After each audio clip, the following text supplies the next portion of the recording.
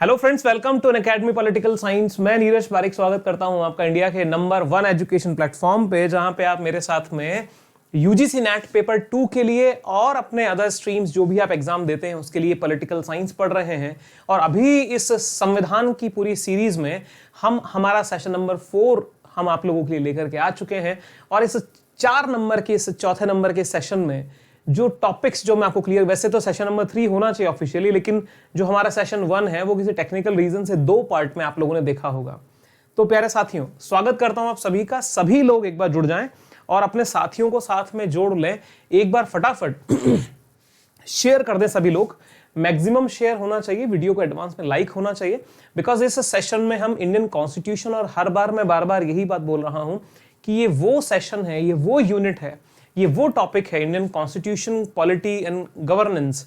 इनके साथ में हम हमारे यूजीसी नेट के स्पेशली 10 यूनिट्स में से 3 यूनिट कवर होंगी। यानी ये इंडियन कॉन्स्टिट्यूशन जो मैं आपको डिकोड कर रहा हूं, एक एक पॉइंट टू पॉइंट इसको बाइफरकेट कर रहा हूं, वो इसलिए कि आप लोग बहुत बेहतरीन अपनी तैयारी कर पाएं और इस बहुत बेहतरीन तैयारी को उस तरीके से अंजाम दे पाएं कि आप लोग यहां से 30% ऑफ सिलेबस कवर कर लें।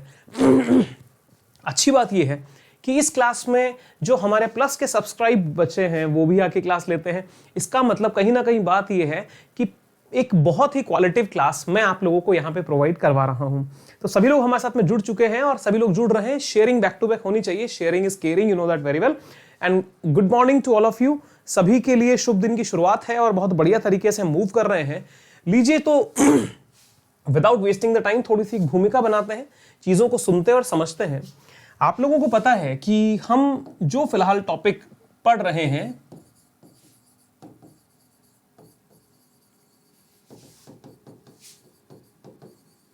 इंडियन कॉन्स्टिट्यूशन या भारतीय संविधान। आप लोग बोलेंगे सर आज ये छोटा छोटा आप लोग क्यों लिख रहे हैं, थोड़ा बारीक क्यों लिख रहे हैं? इसलिए क्योंकि ये मैं चाहता हूं थोड़ा सा तो क्लियरिटी के साथ में आपके पास जाए और एक पेज पे कम से कम कुछ कंटेंट हम ले पाए कि चीजों को जोड़ना आसान हो जाए। इसलिए थोड़ा फॉन्ट मैंने छोटा कर लिया है। तो प्यारे साथियों, ध्यान से इंडियन कॉन्स्टिट्यूशन आप पढ़ रहे हैं। कॉन्स्टिट्यूशन की क्या ब्रीफिंग्स हैं वो मैंने सेशन 1 सेशन 2 में आप लोगों को पढ़ा दी है। उसके बाद में मैंने बोला था कि हम एक रिवर्स गियर लेंगे। रिवर्स गियर मतलब थोड़ा पीछे चलेंगे। पीछे जाकर के हमने हमारे कॉन्स्टिट्यूशन का भाग संख्या 22 पार्ट 22, और अगर मैं आर्टिकल की बात करूं तो आर्टिकल 393, आर्टिकल 394, आर्टिकल 394A और हमारे संविधान का आखिरी आर्टिकल, आर्टिकल 395, ये आर्टिकल हमने कवर कर लिए थे। यहां पे आप लोगों को ये तो पता ही होगा कौन सा अनुच्छेद किससे संबंधित है। अनुच्छेद 393 तो यही बोलता है कि this constitution would be known as the constitution of India, may know as the constitution of India. तो इंडिया का जो इंडियन कॉन्स्टिट्यूशन है वो नाम यहीं से आता है। अनुच्छेद 394 में कौन से वो 16 आर्टिकल्स हैं, कौन से वो 16 अनुच्छेद हैं जो 26 नवंबर 1949 से लागू होते हैं, ये मेंशन है। कॉन्स्टिट्यूशन का हिंदी में ट्रांसलेशन होगा, ये आप लोगों को बताया था 58वां संविधान संशोधन की धारा 3 section 3 of 58 constitution amendment act, ये आप लोगों को बता दिया था। और आर्टिकल 395 ये बताता है कि कौन कौन से, जैसे government of India act 1935, Indian independence act 1947, ये सारे एबॉलिश हो जाएंगे और आज से नया तरीके से संविधान लागू होगा। तो प्यारे बच्चों, ये बात तो समझ में आ गई। और इसी संविधान में अनुच्छेद 394 में ही ये बात भी लिखी है कि इन 16 जो 26 नवंबर 1949 को लागू होंगे, इनसे हटके जो बचे हुए जितने भी आर्टिकल्स हैं वो 26 जनवरी 1950 से लागू होंगे। यहां तक की तो कहानी आप लोगों को हमने समझा दी थी। फिर मैंने बोला था कि अब एक फ्रंट गियर लेंगे, फ्रंट गियर लेके हम शुरुआत में चलते हैं। चलिए शुरुआत करते हैं। इसका स्क्रीनशॉट एक बार ले लें। मैंने पिछली सेशन को ब्रीफ कर दिया है और बहुत इजी लैंग्वेज में आप लोगों के सामने प्रेजेंट कर दिया है। तो स्क्रीनशॉट एक बार आप ले लें, तो जिससे कि आपको कलेक्शन करने में कंटेंट आपके पास में इजीली अवेलेबल हो जाएगा।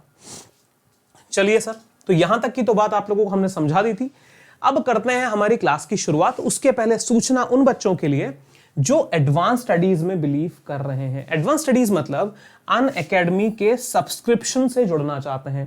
अनअकैडमी का सब्सक्रिप्शन होता क्या है?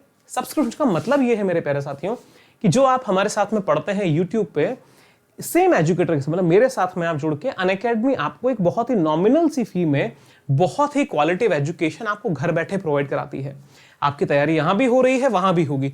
फर्क ये होगा कि ये इससे कुछ एडवांस वहां पे आपको मिलेगा। ये कोर्स उन लोगों के लिए है जो थोड़ा सा एडवांस करना चाहते हैं, थोड़ा मूव फास्ट करना चाहते हैं, थोड़ा सा बोलते हैं ना कि बाउंस बैक, थोड़ा सा बाउंस चाहते हैं, थोड़ा सा जुड़ना चाहते हैं, आगे बढ़ना चाहते हैं। तो उन एडवांस स्टडीज के लिए मेरे प्यारे प्यारे साथियों, पेपर 1 और साथ साथ में पेपर 2 मेरा पॉलिटिकल साइंस सब्जेक्ट में पढ़ाता हूं। इस political science subject paper 2 complete मैं पढ़ाऊंगा और पेपर 1 कंप्लीट आपको पढ़ने को मिलेगा मेरे और मेरी टीम के साथ में, क्योंकि इसमें 10 यूनिट है और इट इज इम्पॉसिबल कि एक टीचर 10 यूनिट पढ़ा दे उसी सेम क्वालिटी और एफिशिएंसी के साथ में। तो पॉलिटिकल साइंस कंप्लीट मिलेगा। अब करना क्या है, ये जो कोर्स मैंने किया है, मेरे साथ में वो बच्चे जुड़े जो जून 2021 और उसके आगे की परीक्षाओं की तैयारी कर रहे हैं। आप लोग बोलेंगे सर दिसंबर 2020 में एग्जाम नहीं होगा क्या? हो सकता है हो जाए, हो सकता है नहीं भी हो, लेकिन ये जो सब्सक्रिप्शन है, मैं नहीं चाहता कि आप पेमेंट कर दें दिसंबर के लिए और फिर आप मेरे से पूछें सर कोर्स नहीं होता है। बिकॉज महीना 2 महीने का कोर्स नहीं है। हमारे कोर्स को कंप्लीट होने में कम से कम 8 से 10 महीने लगते हैं। इसलिए आपसे मेरी रिक्वेस्ट होगी कि 12 महीना, और अगर आप लंबी तैयारी कर रहे हैं तो 24 महीने के सब्सक्रिप्शन में आइए। विश्वास कीजिएगा, एक बार कंप्लीट कोर्स के साथ में 2 रिवीजन, अभी अतिशोक्ति नहीं है, 2 रिवीजन कैसे होंगे वो भी बताऊंगा, वो आपको मिल जाएगा। आपको करना क्या है, आपको करना यह है कि आपको अपने सब्सक्रिप्शन के लिए पॉलिटिकल साइंस का इकलौता referral code which really works, right, वो है पारिक 10। सो पारिक 10 कोड यूज करना है। अनअकैडमी के सब्सक्रिप्शन जब आप लेंगे तो जब आप ड्यूरेशन सेट करेंगे उसके नीचे पूछता है do you have a referral code, तो बोलना पारिक सर का रेफरल कोड हमारे पास में है। It will show your faith towards me, मेरे प्रति आपका अब जुड़ाव जो है वो ये सिद्ध करता है। और पारिक 10 रेफरल कोड यूज करके आप ज्वाइन करना, 12 महीना और 24 महीने का बहुत ही नॉमिनल फीस में आपकी तैयारी हो जाएगी। तो ये सूचना रही हमारे प्यारे साथियों के लिए, और आप लोग एक बार बैक टू बैक शेयर करते रहिए, सभी लोग हमारे साथ में जुड़ते जाएं। तो अनअकैडमी के सब्सक्रिप्शन में जो बच्चे यहाँ पे लाइव आते हैं, जो सब्सक्रिप्शन ले चुके हैं फिर भी यहाँ पे आते हैं, आप लोग एक बार उनसे डिस्कस कीजिए, उनसे पूछिए, उनसे जानिए। और जो प्लस में बच्चे हैं, kindly share your experience with the plus course, की प्लस कोर्स में आके आपको कैसा फील हुआ। देखिए, नेगेटिव्स आर एवरीवेयर। बहुत ही ह्यूमर भी होते हैं, कुछ लोग ऐसे भी होते हैं जो आपकी सक्सेस को नहीं पसंद करते हैं, ठीक है, वो मेरी लाइफ में भी हैं, ऐसा नहीं है। लेकिन जो ऑनेस्ट हैं, जो ईमानदार हैं, जो जुड़े हुए हैं, उनसे पूछिए कि एक्चुअली डिफरेंस यहां पे क्या है। चलिए साथियों, तो जिनको ज्वाइन करना हो, मैं कोर्स की डेट बता देता हूं। कोर्स हमारा ऑलरेडी चल रहा है और नया कोर्स जो है वो 24 नवंबर 2020 से शुरू हो जाएगा। Timing would be 7 AM। Okay dear friends, ये रही सूचना आप लोगों की। तो सब्सक्रिप्शन के लिए रेडी रहें, एडवांस स्टडीज के लिए रेडी रहें, सक्सेस के लिए रेडी रहें। चलिए फिर शुरुआत करते हैं विदाउट वेस्टिंग द टाइम।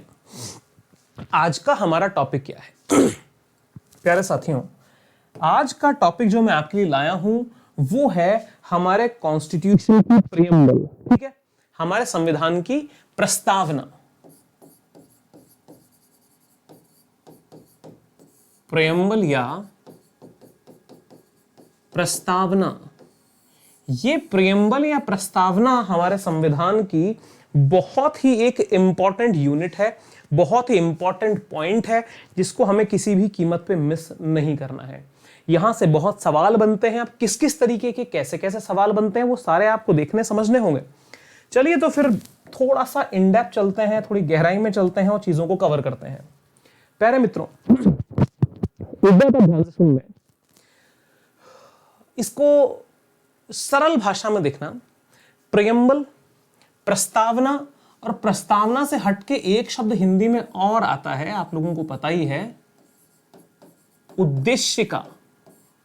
उद्देशिका मतलब the particular document which is exposing, which is showing the objects. उद्देश्यों को जो जाहिर करे वही उद्देशिका। उद्देश्य किसका? ऑब्जेक्ट किसका? ऑब्जेक्ट और उद्देश्य हमारे संविधान का। संविधान क्यों बनाया? इस देश को चलाने के लिए। तो देश में क्या क्या गुण होने चाहिए, सत्ता और सरकारों में क्या क्या गुण होने चाहिए, क्या ऐसी चीजें होनी चाहिए जिससे कि विधायिका समझते हैं ना, लेजिस्लेशन वाली जो लेजिस्लेशन जो हमारी होती है, तो एक्चुअली लेजिस्लेशन उसका ऑब्जेक्ट क्या है, विधायिका समझते हैं ना। जो हम संसद बनाते हैं, संसद के सदस्य, वो विधायिका कहलाती है। अब जो विधायिका है, विधायिका के जो उद्देश्य होंगे वो हमारी उद्देशिका में आ गए। जैसे हम भारत के लोग भारत को एक संपूर्ण प्रभुत्व संपन्न people of India having solemnly resolved to Indian constitution into a sovereign. वाजी वाह, बात समझ में आई है? मतलब हमारे इस संविधान में, हमारे इस संविधान के उद्देश्य कुछ हैं, ऑब्जेक्ट तो होंगे तभी तो संविधान बनाया। अब उद्देश्यों की प्राप्ति कैसे होगी? उद्देश्यों की प्राप्ति होगी विधायन से। विधायन बोले तो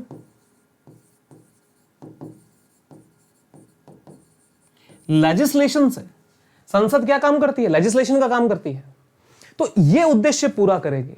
तो मूल रूप में बात क्या हुई कि संविधान के जो ऑब्जेक्ट हैं, जो कि विधायिका को प्राप्त कर लेने हैं, कार्यपालिका is just to execute the act which was enacted and passed by the legislation. विधायिका कानून बनाती है, कार्यपालिका उसे लागू करती है।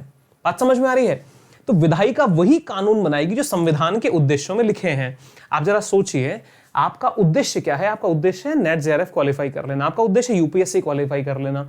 तो उसी की अनुरूप आप अपनी स्ट्रैटेजी बनाते हो ना, उसके हटके तो कुछ बनाओगे नहीं। तो हमारे इस संविधान के जो उद्देश्य हैं उनको प्राप्त करने का टारगेट विधायन, यही कानून बनाने का काम करता है। तो कानून जो बनेंगे वो संविधान के उद्देश्यों की प्राप्ति के लिए होंगे, जो कि उद्देशिका में लिखे हैं।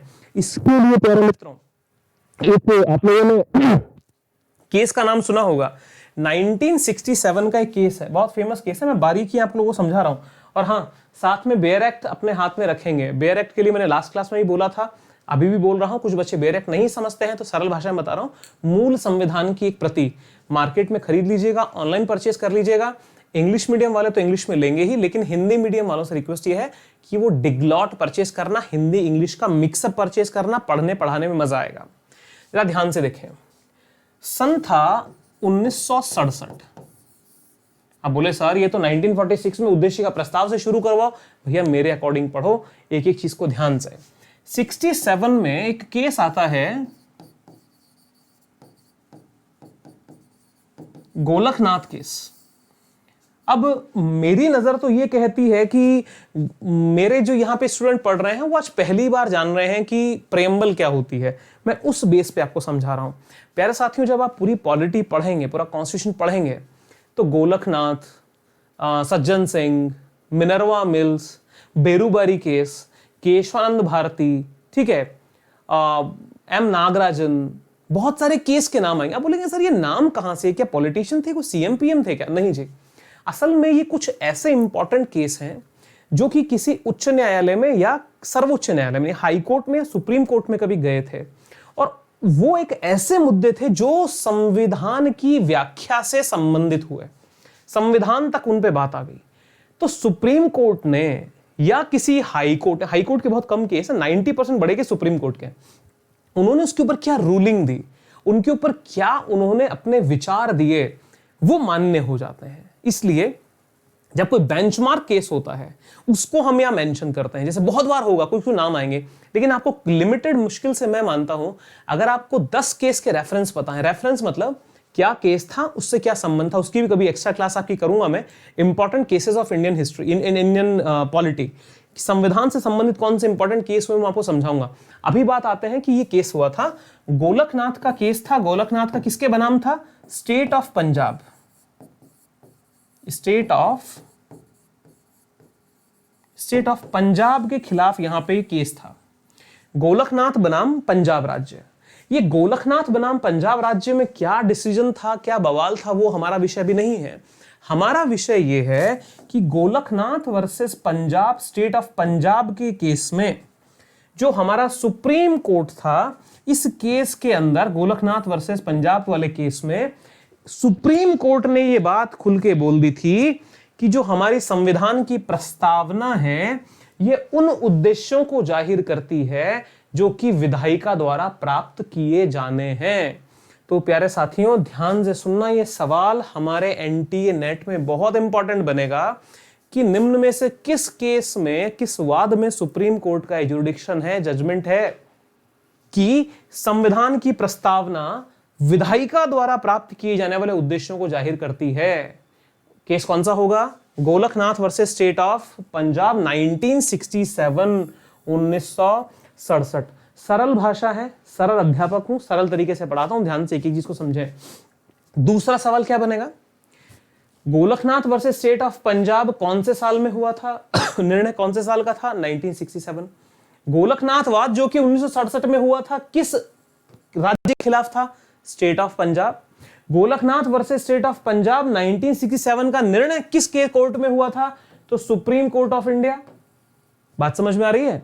तो इसमें निर्णय हुआ कि साहब उद्देश्य का यह है, तो हमें बात समझ में आ गई। क्योंकि देखो वकील जो होते हैं ना वो हमेशा रेफरेंस पे चलते हैं, कानून हमेशा संदर्भों पे चलता है।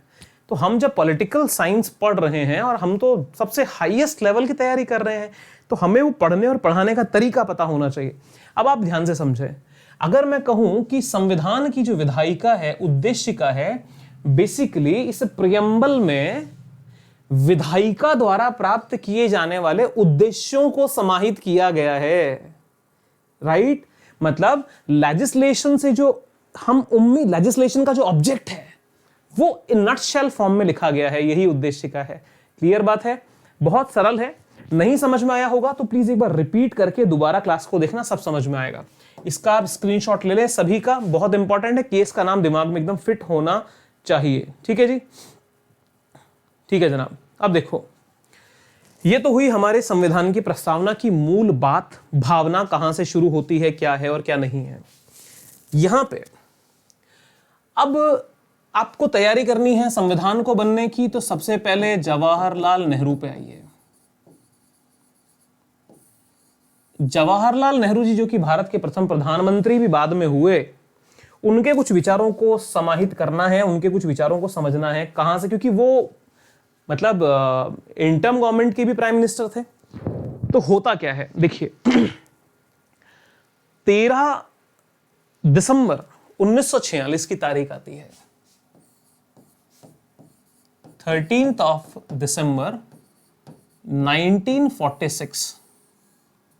इस दिन क्या हुआ था? पंडित नेहरू जी ने ऑब्जेक्ट रिजोल्यूशन, उद्देश्य प्रस्ताव को कॉन्स्टिट्यूएंट असेंबली के सामने रखा था, संविधान सभा के समक्ष प्रस्तुत कर दिया था। संविधान सभा के समक्ष प्रस्तुत किया था, कॉन्स्टिट्यूएंट असेंबली के सामने पेश किया था।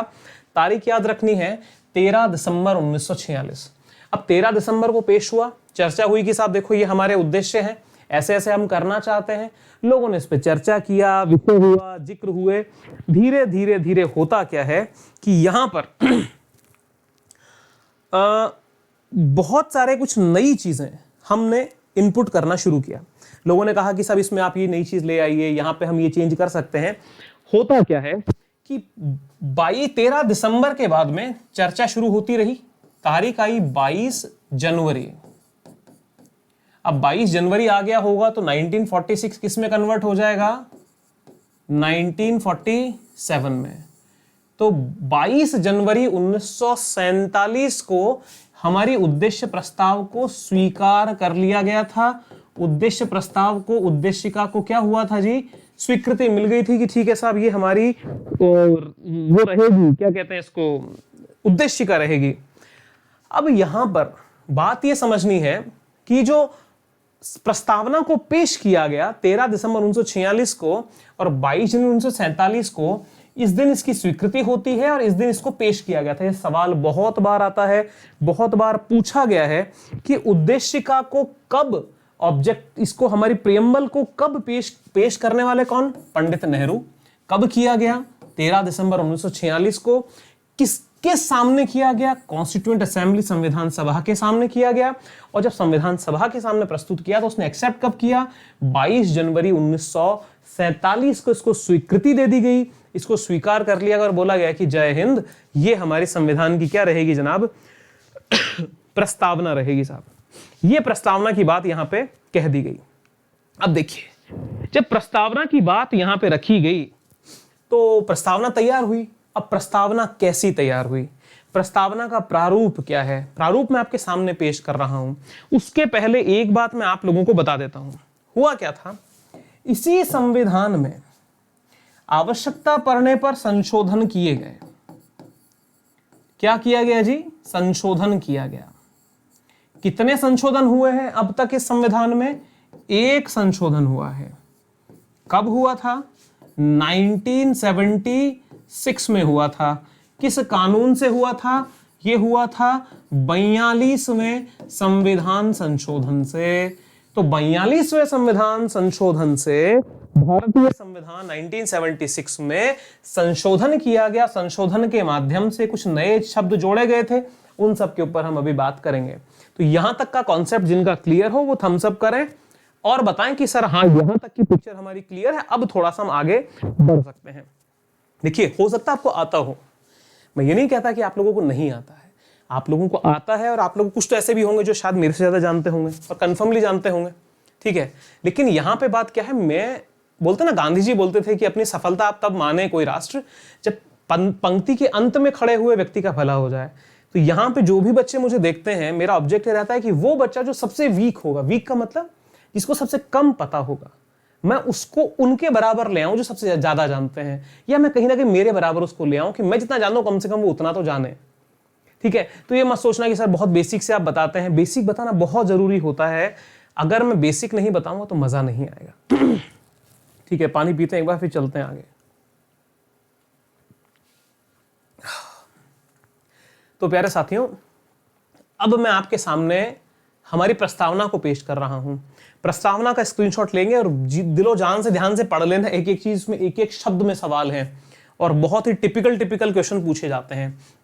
तो जो जवाहरलाल नेहरू जी ने 13 दिसंबर 1946 को पेश किया और 22 जनवरी 1947 को हमारे संविधान सभा ने उसको स्वीकृति करी, वो उद्देश्य प्रस्ताव जरा ध्यान से देखें सर, ये रहा। द कॉन्स्टिट्यूशन ऑफ इंडिया का इट इज द प्रेम्बल, प्रस्तावना उद्देशिका, हिंदी इंग्लिश दोनों में है। इसका kindly take the screenshot of this, का स्क्रीनशॉट आप ले लें, बहुत ही ज्यादा इंपॉर्टेंट पॉइंट है ये।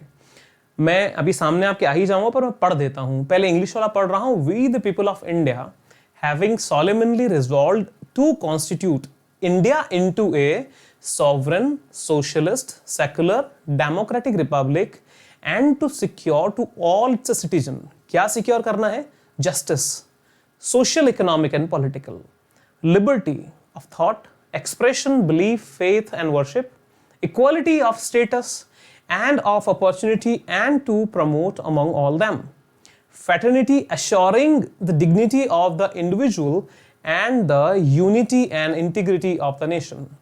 In our Constituent Assembly, the 26th day of November 1949, do hereby adopt, enact and give to ourselves this Constitution. Hindi version है, हम भारत के लोग भारत को एक संपूर्ण प्रभुत्व संपन्न, समाजवादी, पंथ निरपेक्ष, लोकतंत्रात्मक गणराज्य बनाने के लिए तथा उसके समस्त नागरिकों को सामाजिक, आर्थिक, राजनीतिक न्याय, विचार, अभिव्यक्ति, विश्वास, धर्म और उपासना की स्वतंत्रता, प्रतिष्ठा व अवसर की समता प्राप्त कराने के लिए तथा उन सब में व्यक्ति की गरिमा और राष्ट्र की एकता और अखंडता सुनिश्चित करने वाली बंधुता बढ़ाने के लिए दृढ़ संकल्प होकर अपनी इस संविधान सभा में आज तारीख 26 नवंबर 1949 ईस्वी मिति मार्गशीर्ष शुक्ला सप्तमी संवत 2006 विक्रमी को एतत् द्वारा इस संविधान को अंगीकृत, अधिनियमित और आत्मार्पित करते हैं। ये वो समय है जब हम कह सकते हैं भारत माता की जय, वंदे मातरम, इंकलाब जिंदाबाद, क्योंकि ये वो विचार है जिसके लिए 1857 कहिए या उसके पहले से लेकर के आखिर तक लोगों ने, हिंदुस्तानियों ने अपना रक्त बहाया था। ये वो सपना है जो बोलते ना कि पूरी मेहनत का अंतिम परिणाम, ये वो अंतिम परिणाम है, ये वो अंतिम परिणाम है भारत की संविधान की प्रस्तावना, जो हमारी प्रेम्बल है, जो हमारी उद्देशिका है। तो प्यारे मित्रों, यहां पे आप एक एक शब्द में कुछ में हाईलाइट आप देख रहे होंगे ना, जरा ध्यान से देखिए। We the people of India, ये अपने आप में एक बात बनेगी। यहां पे इंडिया का नाम आपके सामने क्लियर हो रहा है, इंडिया, जो कि आर्टिकल 1 में भी मेंशन किया गया है, अनुच्छेद 1 में मेंशन है, India that is Bharat will be a union of the state. उसके बाद में आप देखिए sovereign, socialist, secular, democratic, republic, ठीक है, justice, liberty, equality, fraternity in our constituent assembly, right, hereby adopt enact and give to the.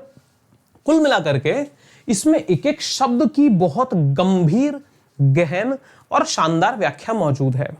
यहां पे मैं आप लोगों को कुछ एक दो विशेष बातें आप लोगों को बताता हूं कि हमारे संविधान में जो 42वां संविधान संशोधन के यहां पे आपने लिखा होगा, अगर आप पढ़ पाएंगे तो आप लोगों को शायद दिख भी जाएगा, बहुत अगर नहीं दिख रहा तो मैं पढ़ के बता देता हूं। लिखा हुआ है 42nd amendment act 1976 section 2 for sovereign, democratic and Republic. ये बताया गया है कि यहां पर 3 जनवरी 1977 से यह मान्य हुआ था, मतलब लागू कब से हुआ था, 3 जनवरी 1977 से। वो मैं सारी बातें आप लोगों को ढंग से डिटेल में बताऊंगा। लेकिन यहां पर 42वें संविधान संशोधन में मेरे प्यारे मित्रों जो शब्द जोड़े गए थे इंडियन कॉन्स्टिट्यूशन में, उसके अंदर से पहला जो शब्द जोड़ा गया है वो समाजवादी और पंथ निरपेक्ष है। ध्यान रखिएगा, इसके क्रम को याद रखना, पहले समाजवादी है फिर पंथ निरपेक्ष है, पंथ निरपेक्ष समाजवादी नहीं है, ध्यान रखना इस बात का। समाजवादी पंथ निरपेक्ष ये पहला संशोधन है, ठीक है, पहला वाला। दूसरा, यहां पे जो चीज जोड़ी गई थी उसकी अगली जोड़ी गई थी और अखंडता, यानी ये जो शब्द है ये वाला, क्योंकि राष्ट्र की एकता सुनिश्चित करने वाली पहले से थी। यानी मूल अगर आप देखोगे कॉन्स्टिट्यूएंट अपनी जो प्रेम्बल को, हम भारत के लोग, भारत को एक संपूर्ण प्रभुत्व संपन्न लोकतंत्रात्मक गणराज्य बनाने के लिए यहां से शुरू होती थी, तथा उन सब में व्यक्ति की गरिमा और राष्ट्र की एकता सुनिश्चित करने वाली बंधुता बढ़ाने के लिए। तो ध्यान सुने, पैराग्राफ नंबर 1, पैराग्राफ नंबर 2, 3, 4, 5 और 6। तो ध्यान रहे, सवाल पूछा गया है कि भारत की संविधान की प्रस्तावना में जो संशोधन किस पैराग्राफ में किए गए। सोचिए, सवाल की हद देखिए आप। तो पैराग्राफ आपको कैसे समझ में आ रहा है, जहां पे शब्द खत्म हो रहे हैं, तो एक पैरा, दूसरा पैरा, तीसरा पैरा, चौथा पैरा और पांचवा, तो 1 2 3 4 5 6। तो पैराग्राफ नंबर 1 में तो समाजवादी और पंथ निरपेक्ष जोड़ा गया, पैराग्राफ नंबर 6 में और अखंडता, ठीक है। तो इस प्रकार से हमने ये जाना कि इंडियन कॉन्स्टिट्यूशन में जो प्रियम्बल थी, प्रियम्बल की शुरुआत कहां से हो रही है, जवाहरलाल नेहरू जी से, जो कि 13 दिसंबर 1946 को प्रस्तावना को पेश किया गया और संविधान सभा के सामने जिसकी स्वीकृति 22 जनवरी 1947 को हो गई थी, उसके अंदर एकमात्र संशोधन हुआ है 1976 में 42वें संविधान संशोधन के द्वारा, जिसका बहुत विरोध भी होता है, अब तक भी चर्चा होती है। लेकिन फिर ये बात माला बोला गया, 2-3 सवाल आते हैं कि क्या प्रस्तावना संविधान का भाग है। कभी सुप्रीम कोर्ट कहता है, कभी कहता नहीं है। बात समझ रहे हैं, ये सब बातें कल वाली क्लास में होंगी। उसके बाद में एक एक शब्द की व्याख्या हम देखेंगे प्यारे मित्रों। आज मैंने आपको इसका बेसिक बैकग्राउंड बता दिया है, हम समय लेंगे, लेकिन जो पढ़ेंगे कंस्ट्रक्टिव पढ़ेंगे, कंक्रीट पढ़ेंगे, क्वालिटी पढ़ेंगे, फर्जी कचरे से दूर रहेंगे। तो अब चलते चलते हमारे प्यारे साथियों के लिए जो इसी तरीके से और इससे भी बेहतर तरीके से अनअकैडमी पे पॉलिटिकल साइंस में नेट पढ़ना चाहते हैं, नेट का एकमात्र तैयारी होगी। देखिए, मेरी फाइट लाइफ में किसी से नहीं रही है। I am not here to be the number 1, I am here to be the only one like Unacademy. Unacademy number 1 number 2 की बात ही नहीं है। अनअकैडमी होता ना कि दूर दूर तक कोई कंपटीशन किसी से हो ही नहीं सकता, because we are the only one which we are providing such quality education. आलोचक 50 बात करेंगे, लेकिन अपने पथ पे बढ़ते रहना ही सच्चे साधक की निशानी होती है। तो यहां पे मेरे लिए नंबर 1 नंबर 2 की फाइट ही नहीं है, I am here to be the only one. तो ओनली वन के साथ में पढ़ने का मजा कुछ और है।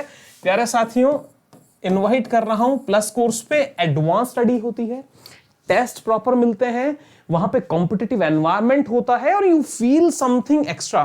क्योंकि देखो, जब हम पैसा पे करते हैं ना, तो मन करता है कुछ एक्स्ट्रा एफर्ट करने का। और ये वो उनसे पूछो जो वहां चले गए हैं, वैसे जानते आप भी हैं इस बात को कि जब कुछ पैसा खर्च, पैसा भी कोई विशेष नहीं है, 10 से 12,000 14,000 रुपए में 12 और 24 महीने के लिए नेट के दोनों पेपर की कंप्लीट प्रिपरेशन, अनलिमिटेड टाइम्स, और क्या चाहिए?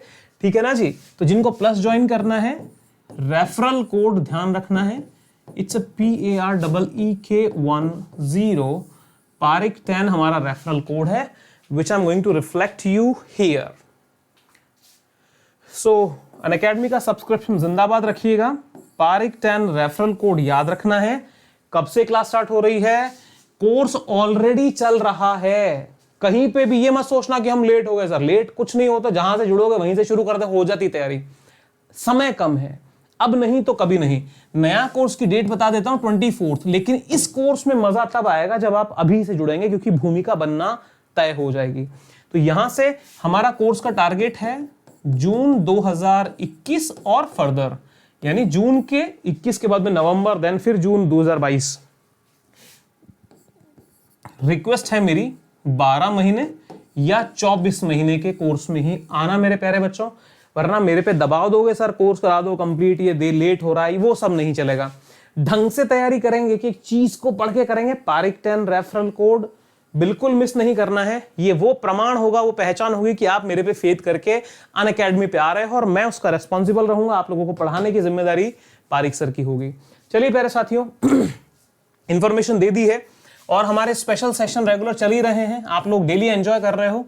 मॉर्निंग 8:35 AM पे हमारा एक सेशन है, इसके बाद में 10 बजे हमारा दूसरा सेशन है। 10 बजे मैं पेपर 1 पढ़ा रहा हूं, और यहां पे पॉलिटिकल साइंस यानी पेपर 2 पढ़ा रहा हूं स्पेशल में, सुबह 8:35 और 10 बजे।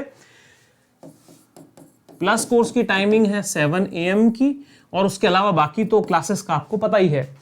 तो प्यारे साथियों, मेरे साथ जुड़ने के लिए बहुत बहुत धन्यवाद। उम्मीद करता हूं आज का सेशन आपको पसंद आया होगा, और कॉन्स्टिट्यूशन के अंदर और इन डेप्थ और डिटेल में चलेंगे, दमदार तरीके से पढ़ेंगे, बिकॉज हम हैं तो बस कोई गम नहीं। आप हो, हम हो तो फिर क्या चाहिए बताइए? दम लगा के पढ़ेंगे। बोलते ना, जागिए हनुमंत फिर सिंधु लांग जाइए, जीवन है मिला मस्त इसे गुनगुनाइए। स्टे हेल्दी, स्टे सेफ, और हमेशा अनअकैडमी के ऊपर हम एक बात बोलते हैं, लक्ष्य कोई भी हो, पॉजिटिविटी के साथ में कमेंट में भी लिखना। जोश आपको भी आएगा, जोश हमको भी आएगा, हमारी पूरी टीम को आएगा। Let's crack it, take care, good bye.